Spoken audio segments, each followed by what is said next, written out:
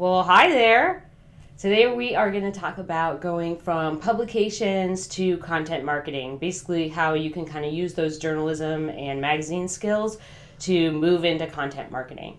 So, a lot of times, what I've seen with freelance writers that are trying to make the switch is they have been in that pitch cycle for so long that they're not familiar with finding business clients, which is what we talked about before in the previous live stream, and they're not really familiar with kind of moving into that marketing language. So I think the important thing here is that you think about how you can kind of take your skills to the table for those business clients, what content marketing means, like as a topic, and then also in terms of it being like types of work that you can do and how you can kind of, take your journalism stuff and move into content marketing to get higher paid work. So the first thing I have that we're going to chat about a little bit is journalism skills. So what I've noticed a lot of times is that journalists are not really familiar with all the skills that they possess that actually lead into content marketing. So when you kind of have these skills, you're researching, you're interviewing a lot, you're composing articles for editors and readers, and you're learning about a specific audience for that magazine. You are doing a lot of things that are really part of content marketing. So the surprising thing is a lot of times business clients really love those skills. They really love to have someone who's really good at research, really good at identifying who and what their audience is. They're really, tuned into the types of writing that need to be done, and they're really great at asking the right questions, not only to the client to make sure that they're getting pertinent information from them, but they're really good at doing interviews for case studies and white papers and blog posts, and sometimes you might end up doing, pieces that are going into magazines, like they're advertorials, but they're basically kind of like more marketing the company. But there's a lot of skills that you can pull up from your journalism background that really help. So when you're thinking about moving from publications to content marketing, what you want to do is kind of think about positioning those research skills and interview skills towards your client. So the types of writing that you might want to do are like doing more reported blog articles or doing those case studies or those white papers, or sometimes what really helps is like video. If you are really good at interviewing people and you're recording a video interview with them, or you're helping someone kind of connect with an audience like on a webinar, a lot of those things are really great for journalists because we're very good at research and we're very good at writing to the audience of that publication. So think about that move where how can I highlight my journalism skills and how can I use those to help a business client make some moves. So you're more moving into, instead of just pitching ideas all the time, finding new publications, learning them and pitching, coming up with ideas. Instead, you're kind of working more long-term with a business. You're still probably going to be pitching ideas, but it's on a slower turnover. And it's also going to be more dictated by their kind of marketing and sales goals rather than people just reading it.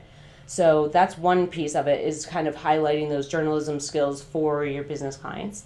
And then when you're doing the finding clients piece, it's a little bit different than magazines. So with magazines, they're just everywhere, right? You can go and look online, you can go and find them at the bookstore, you can just find them on an airplane, like they're everywhere. But business clients, you actually have to do a little bit more digging, which is kind of what we talked about last week, where it's about making that list, figuring out if they have that $5 to $50 million worth of revenue. It's about more of the fit piece. Like the magazine, you might end up doing a one and done for them, or you might end up with a piece that you do for them a few times a year. But business clients, it could be more ongoing work. So you're going to want to think about fit there. And then it's also about thinking about the types of writing that you want to do. Like we talked about, like case studies, white papers, blog articles, things that you can use to leverage your skills in that content marketing space. Things that you can do to like help them with their content strategy, and then do that more for your business clients and think about the ways that you would want to approach them and help them along the way, rather than just a magazine where you just do one piece and then you're done. So when you're thinking about content marketing work in general, when you're moving from publications, which is something I did, I wrote a lot for publications before I kind of moved more into content marketing and more working for businesses. But honestly, like, here's the secret, is like basically the work I do for magazines is essentially the same thing I do for businesses. Like, there's very little difference. The big difference for me has been, sorry, my little earbud keeps popping out today. The big difference for me has been that the publications are not so much focused on the marketing and sales piece. The publications are more focused on readership, and it's kind of a different beast. When you have content marketing, usually you have multiple different pieces that work together around the topic that the business wants to talk about. So let's say you're going to do a white paper for them. It's about food tech or whatever, and you're going to break that out into complementary blog posts. So you end up having this white paper that you take a lot of information from and break it out into 4 or 5 blog posts, and then they have different types of content that they can use to market their business, so content marketing, and draw in readers, get them familiar with their brand, and build that kind of know, like, trust factor. So so that's more of a package of what you're creating for them. There's also the piece where you have like different things for social media, or you have things for case studies where you do those interviews and you can repurpose those interviews for other pieces. So your content marketing piece would be the repurposing the different pieces that work all together as different outlets basically for the business. So you're pulling in a white paper and a case study and blog articles and social media posts, an infographic, sometimes an ebook. Sometimes you'll take an ebook and break it out into little, if it's a long ebook, it'll be little mini free downloads for people instead the ebook is paid. Or it's something where they're trying to get like more people and readership, but also get them to buy things. So your content marketing work is probably going to encompass more different types of pieces rather than just one reported article that's 800 words that's due in 2 weeks, where you have to maybe find images.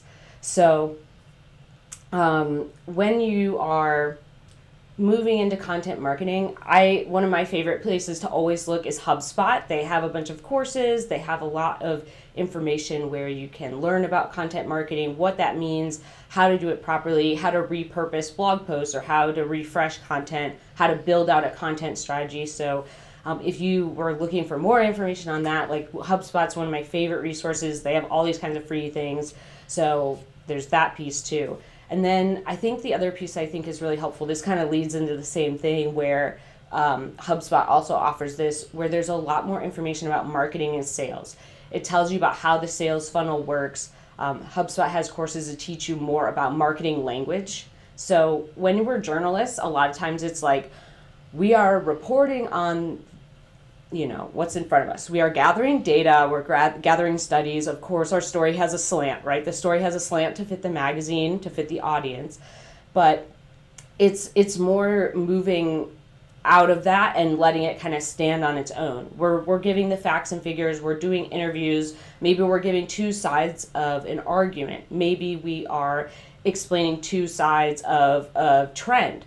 Maybe we're just talking about, what's happening over here, but we're doing it in a way where it's not like, I've seen this and I do that. And when you're doing more stuff with marketing and sales language, your word choices and how you phrase your sentences aren't as unbiased, basically, as you would for a magazine piece. It's not so much reporting on what you have interviewed or what study you found or just that topic. It's more about, telling someone kind of how they can use this product that this company offers, and then maybe there's a call to action at the end that talks about getting the product. There's kind of a wide range there. So sometimes your content marketing clients will be like, this is just straight helpful information, like we're just having it on our website, and then if they want to check it out, they can go to the website, and we're not going to push the marketing language and the sales funnel here. But sometimes you'll get content marketing clients that are like, hey, we basically want you to talk about our product and link throughout to different pages on our website so they can buy, or they can learn more, or they can attend a free webinar, or we have a CTA to buy the product or get a demo or do something that kind of leads them to actually click and purchase. So when you have your magazine article, you're not necessarily getting someone to click and purchase. You're giving someone information about a specific topic, like, like I did one on renewing your lease for pizza restaurant owners, right? That's not marketing the leasing company to pizza restaurant owners. That's explaining to them how they can negotiate their lease and how they can get a lower term length, or they can, work with a landlord who's not working with them, or move locations if they have to. That's not giving them a product for a leasing company. That's not giving them a product for like a marketing course that teaches them how to negotiate. It's a very different beast than content marketing, where the company that you're working for might have a marketing video that they want people to watch, or they might have an email list that they want people to sign up for, or at the end of your blog article or white paper case study, there's a link to something else. Hey, if you like this white paper, check out our blog post series. If you like this case study and you feel like you want to work with us, send us an email here. There's more of it's more of like guiding someone on the path to working with them, rather than just saying, here's this story, here's what I learned, here's some steps of how to do this, or just straight up, like sometimes, newspaper articles are like, here's today's events, right? It's just like straight up that. So when you're thinking about that marketing language and the sales language, you're going to be using different words and choices that kind of flow you into leading to a product. It will be, like I said, it'll be on the scale. It depends on your client. Sometimes they want it super marketing and sales language heavy, and sometimes it's basically this like identical to what you would write for a magazine article. So that would be something you need to discuss with your client. But learning how to use that language appropriately, maybe reading up, like I said, like HubSpot has great courses on like how to do that. I would also read through the company's past content that they've created. So if they've created a bunch of content on their website, or it's available for free download, I would go read that and see how heavy-handed they are with their marketing language. You can also just look at their website. Sometimes you can tell from their website whether they're super hammering home the like marketing sales speak, like, hey, buy now and you get this thing, red flashing button, like that kind of stuff. Or sometimes they're a little bit lighter with it. They're just like, hey, we're here to help. And if you need our help, like here's our email at the very bottom of the page. But a lot of the language in there is more like, we're helping you, we're doing this service, we're providing this thing. And it's less pushing home the marketing piece. So I know I'm already like almost halfway in, but I think this is going to be a multi-series thing. So I don't want to give you guys too much at once, because I feel like that might be a little overwhelming. But yeah, so basically the synopsis here is that there is a lot of journalism skills that you can move into content marketing. And there's a lot of opportunities where journalists really have kind of an upper hand because they have those skills. They're really good interviewers. They write great articles. They've worked with editors, which means they've learned from the editing process. They've figured out how to basically pitch ideas, learn from the audience. Like there's a lot of little pieces in here that journalists have that really lead into content marketing. So if you're a journalist and you write for a lot of publications, I still write for a lot of publications, but it's also like I do a lot of content marketing. But when you're making that switch, it's kind of changing your mindset of what the goal is to accomplish. When you're writing for magazines, the goal to accomplish is to take them on a story, is to take them, we're either reporting straight facts and just saying, this is how it is, like, here's today's news. We're taking them on a story of some kind of like travel pieces. A lot of times food pieces are very story based. They're leading you through a meal, they're leading you through a trip or a hotel, they're leading you through something that you can kind of get immersed in and get a feel for it. And then you're kind of making that switch to content marketing where it's more telling features and benefits, how this product is going to help me, explaining how, like for a case study, right, if we're going to do a case study, how that company's product really helped a certain client, right? So the case study is going to be basically like free marketing. It's like a very large testimonial for a company. It's like you're going to interview that happy customer, and then you're going to slant that piece, basically telling everyone how great that company is, right? Truthfully, we're not going to like make anything up. We're not going to, go crazy here. But we are going to slant it so that we show how great the company was. What was the transition they made? Like how were they stuck? What did working with this company mean, and where are they now? What did they accomplish? What are the metrics that we can look at? And that's a lot different than a piece that we would have for a magazine. So that's kind of my spiel so far on moving from publications to content marketing. I saved some questions from y'all from before, so I'm going to pull those up. Thank you. Amber says she loves my sweater. I just got this sweater, and you know what? It already has dog hair on it, and I just got it. So thank you, Amber. Oh, we got a black text. Well, this is my life right now. This is just how things are. And I'm going to give you guys a quick update because I've been kind of like chatty today. So there they are. Charlotte's actually in the picture today, so we've got that. Bo's, of course, asleep. He turned 14, and he got this crazy dinosaur the other day that he is just obsessed with, and he pulls the fluff out of everything. We don't have the dinosaur in here. We have the fluff in here, of course. But he pulled all the fluff out of it, and what he loves is when we put all the fluff back in. So he pulls the fluff out of the toy, we put it back in, and he's 14, so whatever he wants, we do it. And Charlie's over here. Hi, Charlie. Oh, good girl. She's all grumpy because she wants to sleep on her little Virginia Tech blanket. So now I'm going to move to questions. So I hope that little intro piece was really helpful for y'all. So I have a few things I'm going to go over first. Oh, Molly says that it's our first time on the live stream. Man, I wish that this text wasn't black. So let's see if we can fix that. Can I fix it on the live stream? Did it work? It worked! Oh my gosh, it actually worked! Yay. Okay, so hi, Molly. I think I know you, Molly. So welcome to the live stream. I have some questions in the chat too. So first I'm going to get to Amber's question in the chat. So it's loading, it's thinking. Cool. So she says, this is super dumb, but what exactly is a white paper? I feel like every client has a different definition from the people I've worked with. So this is not a dumb question. This is a great question. So here's the truth. A lot of times people say they need X and it's actually Y. Hi, I need a white paper. It's not a white paper. It's actually this other thing. Hi, I need a case study. It's not a case study. It's actually this thing.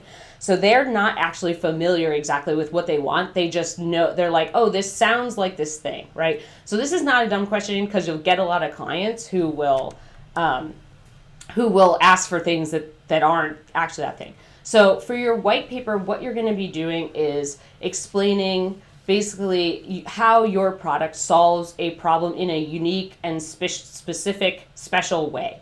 So instead of like a case study, you're highlighting a customer that used your product that's like, hey, this product is great, like you should get it.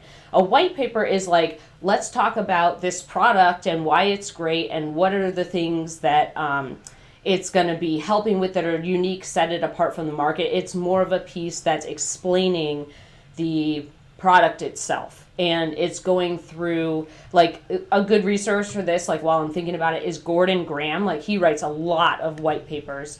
And let me pull up the chat a little bit. Yeah, so your white paper is just basically going to be, like, essentially marketing the product, but you're going to be explaining why it's different, how it's helping solve a unique situation. It's more about, like, the company's positioning of that product in a way that solves problems clearly and definitively and through these specific ideas and steps. So let me pull up those other Okay, hold on 1 second.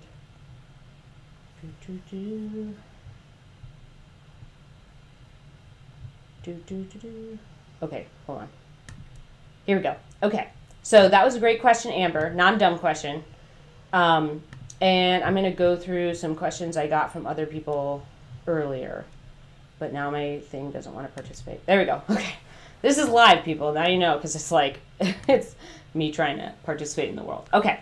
So I have questions from Darren that he sent last week that he asked via email because I shut down the chat because I didn't understand YouTube. So I'm going to put them in here now. So Darren says, would you say that $1,000 for blog posts of 750 words to 1,250 words is common for high-paying clients? The highest I've asked for so far has been 600, and I already felt that I was pushing it at that rate. So the answer is yes. $1,000 for 750 to 1,250 is reasonable depending on certain things. So high-paying clients are paying you for skills. This kind of falls into what we're talking about today, right?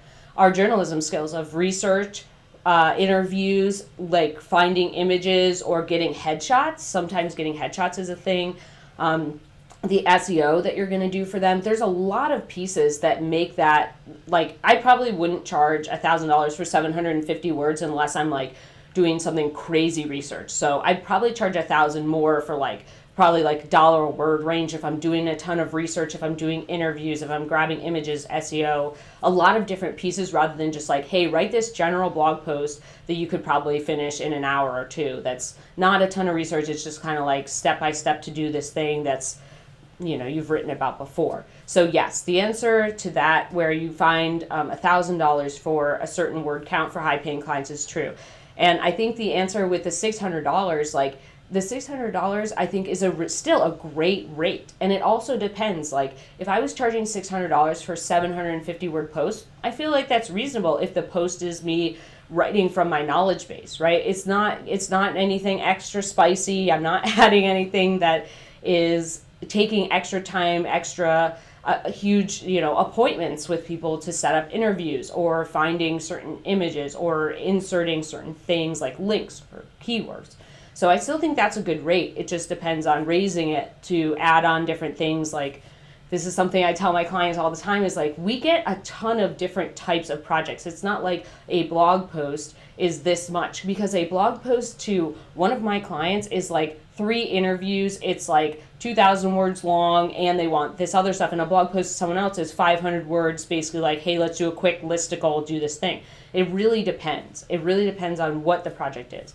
Second question Darren asked was, with retainer agreements, do you typically specify a certain amount of work and a certain amount of pay? For example, 4 blog posts for a fee of $2,400. Yes. This is something else we'll end up talking about. Contracts and how you write up basically your proposal and your contract for your clients. So with your retainer agreement, you definitely want to specify the amount of work and the amount of pay, because this helps protect you and protect the client. So what you're doing here is when you have that specific amount of work, right, you know exactly what you're getting paid for, and like when you put your payment terms in there, like when and how you're getting paid and what you're getting paid. So when you don't have an agreement, let's say something doesn't go very well with your client, without that agreement, you're kind of stuck. You basically have either an email chain or you have some sort of situation where it's like a he said, she said. When you don't have an agreement, you can get scope creep where the client's like, hey, let's add this thing. Let's do this other thing. They can add a lot of things in there without actually realizing what they're doing. Like they don't realize that maybe you should charge more for that, or that they're adding extra work. They're kind of treating you like a full-time employee. And this is kind of my protect the client piece, like protect them from themselves sometimes. And then also like, I know this has happened to me where you get scope creep and they're like, oh my gosh, I'm so sorry. Like, I just didn't know, or I didn't know that's how it worked. Or like, I forgot you were not a full-time employee where I could just give you more work. There's a lot of things in here when you have an agreement with a retainer where you want to map out what that means, especially if your agreement is like really long. If your agreement is like 3 months or 6 months, or, a period of time that you would want to know how much work you're doing over that period. It also helps you plan, right? If you have an agreement that specifies what work you're doing and how much you're getting paid for it, well, now we know how many other clients or how much, money is coming in. How many other clients can we take on based on how much work we're doing for this client? And then how much money, basically do we need to make to cover our bills and, grow our business? But now we know, because we have our retainer agreement that maps out specifically our work and our amount of pay, when we're getting paid, how long that is. The third question Darren asked was, how often have you experienced a client paying you the monthly retainer fee without requesting all of the work they can request for that month? So let's say they get 4 blog posts a month, but they request only 3 and still pay you the full amount as required by the agreement. In your experience, does that happen a lot? No, that does not happen to me. I don't think that's ever happened to me, is what I told Darren. That's happened to my friends. Like, I've had friends who've had retainer agreements where they do zero work, and they just, basically their client has them on auto pay, and they're like a lawyer, basically. They just get paid for being in their sphere. So they're getting paid for, like, basically being available when they need them available. But a lot of times for me, like, I don't think I've ever had a client where I don't do the work that was asked and I get paid the full amount.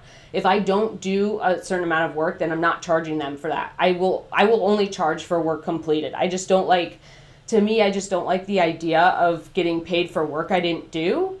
That just makes me feel a little weird. And I also think that, if your company if like your client wants to pay you for 4 blog posts when you did 3 and they just pay your retainer amount, they can do that. But for me, that hasn't happened. It hasn't happened to me personally. It's only happened to my friends. So I don't think that's a common thing. I think a lot of times what happens is you end up getting a retainer agreement and you end up doing more work. So a lot of times you end up getting this agreement, you get scope creep. They're like, oh, we love working with you.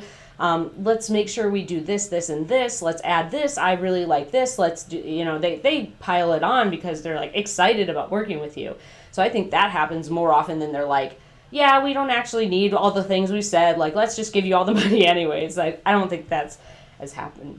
I have another question in here that I got from Darian. So Darian says he's asking for tips on how to get more involved with journalism, jobs, and career opportunities. So I think the deal with those, like if you're going for full-time jobs, is like I would just try to get in touch with the editor and I would send them pitches and ideas and I would kind of like work for them on a freelance basis, and when they have an opening I would apply. Like I think the amount of journalism jobs, just full-time jobs and staff jobs, is really going down. So if I was going to do it full-time, I would try to like get some freelance stuff, do some pitches. Like since you already have a journalism background, I would just go in there and pitch some things.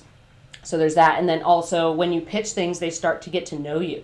They know your name, different editors, start to get to know you, because if you get an assignment, usually like one of the publications he asked them out is like Austin Monthly. So there's certain publications that are bigger that have multiple different editors. So a lot of times you'll meet different editors in the process. They'll get to know you. That'll kind of like help. And they'll say like, hey, we loved working with you. Have you ever thought about coming on full time? Maybe that'll happen. Or maybe they'll have an opening that you'll see and you can say, hey, Claire, I saw that you guys are hiring for this position. I'd love to, talk to you about that, and maybe have an in that way. The other question he had was, how would someone get their foot in the door with Awesome Monthly, basically, and any suggestions for applying for jobs should you be emailing? I have to sneeze. Sorry, everybody. Should you be emailing or networking online? Is that more effective, or is it in person better?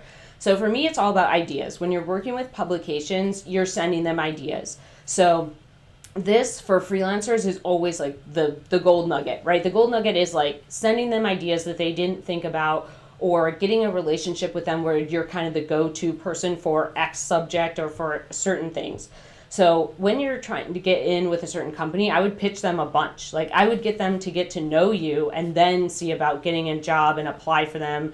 And the emailing part, I think, would be more sending pitches. Your networking piece could be, it's a little bit tougher right now because we're not meeting in person, but there are meetups all the time. Like I've gone to food meetups for restaurants, and then there's editors there, and there's like if you get in touch with PR people by sending your pitches, right, you've got to interview people. That kind of helps you with networking, getting into those events where it's like, hey, come to this event. Like there'll be all these different people and you can kind of talk to them there, get to know editors, get to know like, my thing was always restaurant owners, get to know people in the area that you can talk to for jobs. And then also, I think like in-person stuff. So in-person stuff, I would just leave it at networking. Like, I don't know if you mean in-person, like going to their office and talking to them, or going in for a job interview. But I always feel like your coin of the, like basically the coin of the realm is that you are sending them pitches, they're getting to know you, and then you can apply for a job later. But I do want to put in this caveat that I'm a big fan of doing freelance. I think with journalism and publications, you are limited a little bit. And when you have a freelance business, you basically can do anything. You can work for anyone. You can work for publications. You can work for a vast number of publications that cover a ton of different topics rather than just one publication that's like, this is our this issue and this is our this issue. And now we're doing like, it's a little more formulaic. I guess for me personally, I really like when it's more variety and you get to basically try different things, write for different audiences, learn about different businesses, learn about different things that you may not have thought of. Sorry, my earbuds are just popping out today. Every time I smile, they just pop out. I have one of those weird ears, I guess. So, okay. Okay, Amber says she's impressed by all my tech. Amber, that's because I'm using Ecamm Live, so I can pull it up on here because I have Ecamm Live, and then I also, like when I do my pup date, I can just pull it up really quick because it's set up. Oh, look how cute you are. You're so snuggly. She's like, don't touch me. I'm sleeping, lady. Okay, I'm going to pull this guy down. Let's see if there's, okay, any last questions? We're like basically at time. So it says, I guess I could imagine, oh yeah. So here's one that's actually a pretty good comment here. So Tommy says that I guess they could get so busy they forget to task you at 100%. That's true. Businesses do get busy and they do sometimes kind of, forget about you and you have to email them and be like, hey, remember that work we're doing? Like, we should probably do that this month because it's like, the 16th and the month's going to be done soon. So yeah, they do that. I know that was one of the clients that one of my friends had. That's basically what happened. They just forgot about her and they were like, here's some money. Like they had AP, basically like they had accounts payable, just like she just had like an invoice. They just basically had her on auto pay and then they'd be like, oh yeah, we need this. And then they'd go away and then she'd be like, hey, like, do you need work done? They're like, oh yeah, here's this. So yeah, they can forget. And remember, it's different being a freelance writer. So when you're a freelance writer, you're running multiple different clients in your business. You're writing for, like we talked about today, like publications. You're writing for businesses. Maybe you're writing for, I don't know, a bunch of different places rather than just like one company. And when you're working at one company, sometimes you can just get kind of sucked in, right? You get sucked into what they're doing and all the little moving pieces there instead of having like a wider view. So sometimes they do forget. Like when you're a freelancer, you have a lot of different places to handle that are out-facing, and it's a lot of different situations. But sometimes when you work at a full-time job, it can be just one situation that you're like, oh my gosh, we got to get this done and you forget about the freelancer. And it can happen. It can happen to, we're all busy. So if anybody has any other questions, I can answer those. But if not, I will give you guys like one last update and then we're going to jump off for this Friday. And also I hope everybody's doing okay. I know things, are stressful right now. So I hope everybody's doing all right. All right, I'll give you guys one last update and we'll see if we can like bug Charlotte. But look how cute she is. She's like a little bean. She's like a little snuggly bean. Good girl. All right, so thank you guys so much for showing up live and having questions and comments and stuff. And yeah, I'll see you guys next week. I'm going to surprise you guys with what we're going to talk about. I'm not going to do the part 2 to pubs to content marketing. I'm going to throw that in some other time. So I hope you guys all have a really good weekend and bye for now.